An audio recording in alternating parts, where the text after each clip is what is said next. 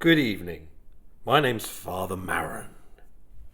Welcome to Vintage Keys Studio in Lockerley, Hampshire, UK. Today I'm going to be showing you the quite rare Deagan Electravibes Model 515. Manufactured in America by Deegan from 1970 to 1982. These were pretty good because they were portable electrical vibes. They came in a carry case.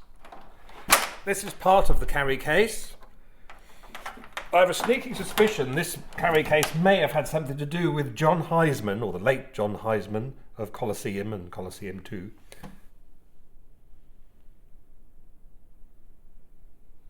This is where we keep its legs. There you go in there, and they fold away.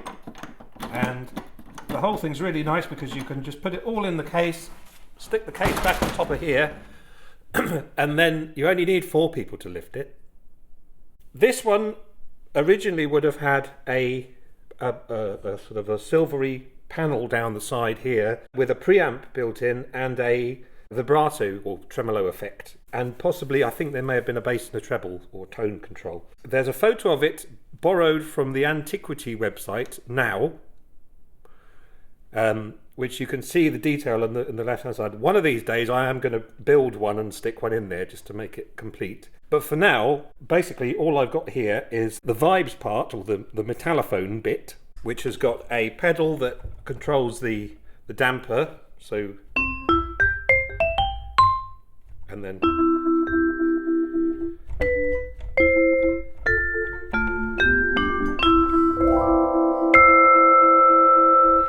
and the idea is every single tone bar on this has a piezo pickup attached to the bottom of it.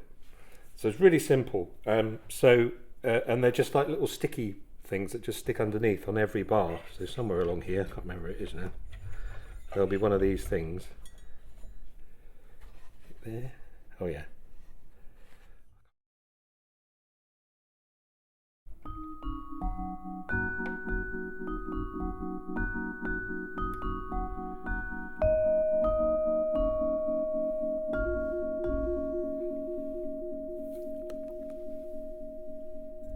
So all of those piezo pickups are all wired up into one output really that would have gone through the preamp, but in this one it's all just wired and it just goes through into a jack out. Here what I've done is I've got it connected from out of the jack, it's coming out of there, and I've got it going into one of these old Schaller tremolo pedals, which in itself I think is a bit of an heirloom.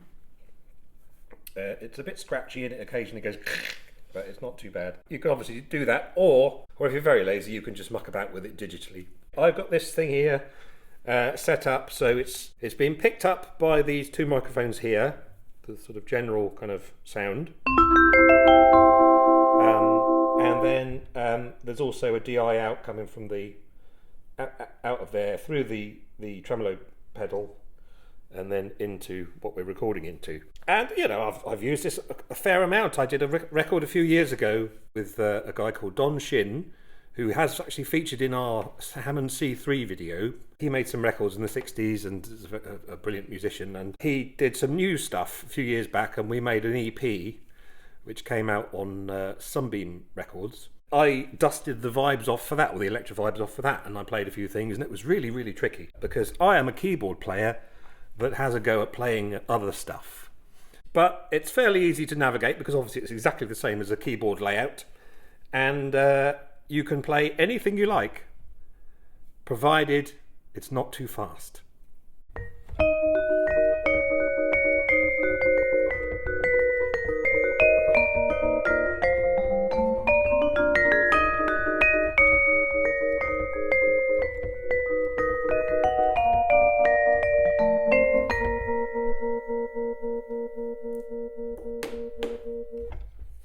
There's not a lot to it. As long as you can play the vibes or play it a bit, you can kind of get a fairly nice sound out of it.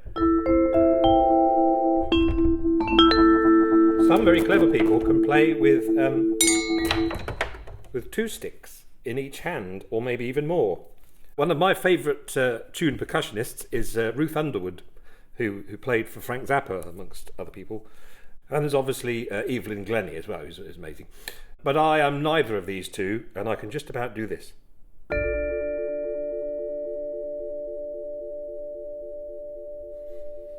And then we can change the frequency of the tremolo on this thing.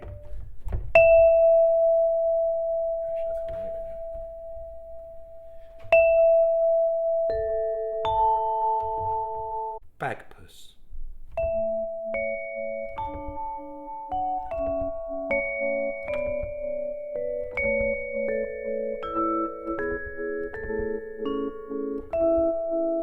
As you saw there, I was actually using 4 sticks, but I could quite easily have used 2, but I just used 4 to look good. This thing's got a speed changer on it as well, so it will change to a different.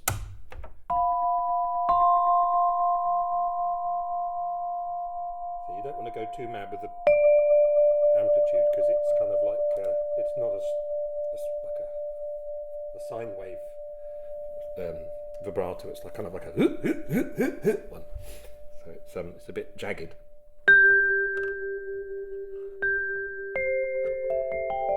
I suppose I should say, those of you who don't know, a real vibraphone is exactly the same idea as this. It's usually a little bit bigger, and underneath it you have some resonator pipes underneath each tone bar, and above that, or sort of set inside the pipe, there's like a little disc, and the disc is on I think it's on like a kind of a sort of a universal spindle that goes all the way along. So you've got lots of these tubes with these little discs on a universal spindle that goes, and that spindle is attached to a motor, or attached to a drive belt on a little motor, and that's what you can then vary. So it's basically the same idea as me going.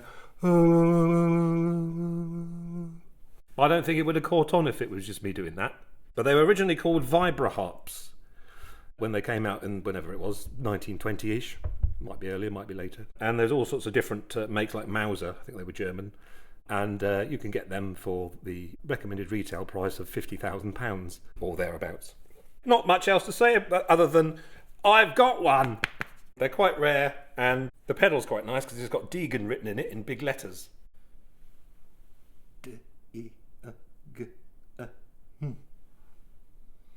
Deagan.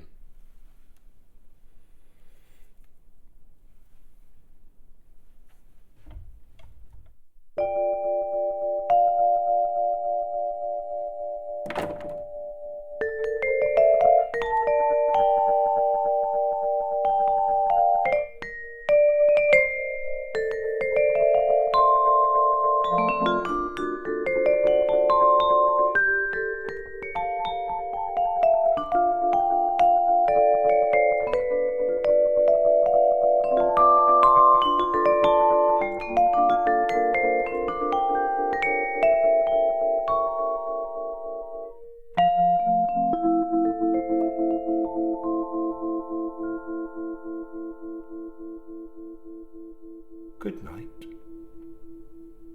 Well, I hope you've enjoyed watching this video. Press the subscribe button if you would like to be updated on when we do another video. Smash those like buttons as well with a sledgehammer.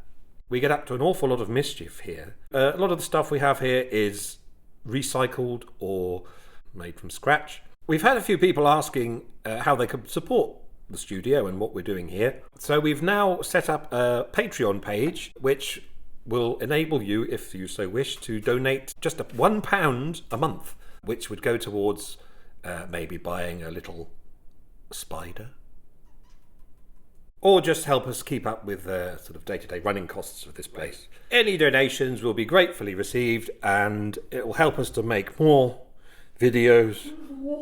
Just saying. Thank you very much in advance. If you do donate, brilliant. If you don't, that's no problem at all. If you'd like to donate, please go to patreon.com/Vintage Key Studio.